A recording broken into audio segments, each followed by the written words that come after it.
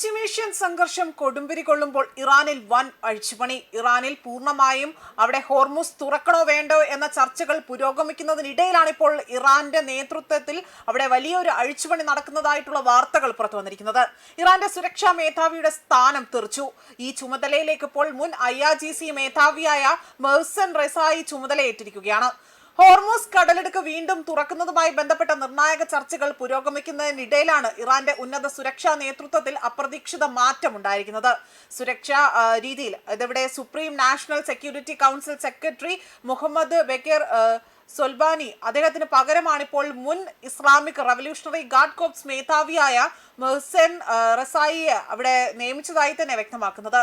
Hormuz തുറക്കുന്നതുമായി ബന്ധപ്പെട്ട് അമേരിക്കയുമായുള്ള സമ്മർദ്ദവും Oman മധ്യസ്ഥതയിലുള്ള ചർച്ചകളും നിർണായക ഘട്ടത്തിലായിരിക്കെയാണ് ഈ മാറ്റം എന്നതാണ് ഏറ്റവും ശ്രദ്ധേയമായ കാര്യം.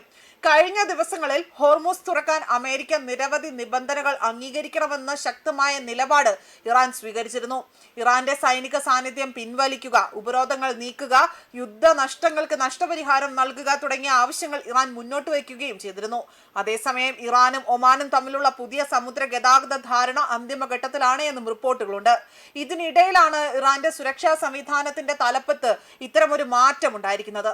സൈനിക പശ്ചാത്തലമുള്ള മെഹ്സൻ റസായി ആകട്ടെ അദ്ദേഹത്തിന്റെ വരവ് എന്തിനെയാണ് സൂചിപ്പിക്കുന്നത് എന്നത് ഇവിടെ നൽകുന്നില്ല. മാത്രമല്ല റസായി മുൻ IRGC കമാൻഡർ കൂടിയാണ്. അതുകൊണ്ട് തന്നെ ഹോർമുസ് പ്രതിസന്ധിയിലും അമേരിക്കയുമായുള്ള ചർച്ചകളിലും ഇറാന്റെ സുരക്ഷാ സമീപനം കൂടുതൽ കർശനമാകുമോ എന്ന ചർച്ചയാണ് ഇപ്പോൾ ഉയരുന്നത്.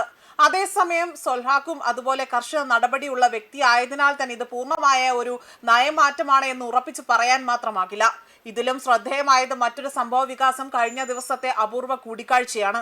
ഇറാൻ പ്രസിഡന്റ് മസൂദ് പെസൻഷ്കിൻ അടുത്തിടെ തന്നെ പരമോന്നത നേതാവ് മുജ്തബ ഖൊമേനിയുമായി കൂടിക്കാഴ്ച നടത്തിയതായി തന്നെ ഇറാൻ ഔദ്യോഗിക മാധ്യമങ്ങൾ റിപ്പോർട്ട് ചെയ്തിരുന്നു. സൈനിക കാര്യങ്ങൾ, സമ്പദ് വ്യവസ്ഥ, ഊർജ്ജ ഉപയോഗം, അന്താരാഷ്ട്ര സാമ്പത്തിക ബന്ധങ്ങൾ തുടങ്ങിയ വിഷയങ്ങളിൽ കൂടിക്കാഴ്ചയിൽ ചർച്ചയായി എന്നതാണ് റിപ്പോർട്ടുകൾ സൂചിപ്പിക്കുന്നത്. അതോടൊപ്പം തന്നെ മുജ്തബ ഖൊമേനിയുടെ അവിടുത്തെ പൊതു സാന്നിധ്യം കുറവായതിനെ കുറിച്ചുള്ള അഭ്യൂഹങ്ങൾക്കിടയിലായിരുന്നു ഈ കൂടിക്കാഴ്ച എന്നതാണ് ശ്രദ്ധേയം. അതേസമയം ഹോർമുസ് വിഷയത്തിൽ ചർച്ചകൾക്ക് ഒരു വശത്ത് വേഗം കൂടുമ്പോൾ മറുവശത്ത് ഇറാന്റെ സുരക്ഷാ നേതൃത്വം പുനർക്രമീകരിക്കപ്പെടുകയാണ്.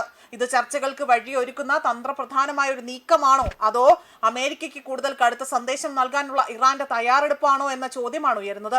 ഇപ്പോൾ ഉറപ്പായിട്ടുള്ളത് ഇത്രമാത്രം: ഹോർമുസ് പ്രതിസന്ധി പരിഹരിക്കാൻ നയതന്ത്ര ചർച്ചകൾ പുരോഗമിക്കുന്ന നിർണായക സമയത്ത് ഇറാൻ അതിന്റെ ഏറ്റവും പ്രധാനപ്പെട്ട സുരക്ഷാ സംവിധാനത്തിൽ വലിയ മാറ്റം അവിടെ വരുത്തിയിരിക്കുകയാണ്.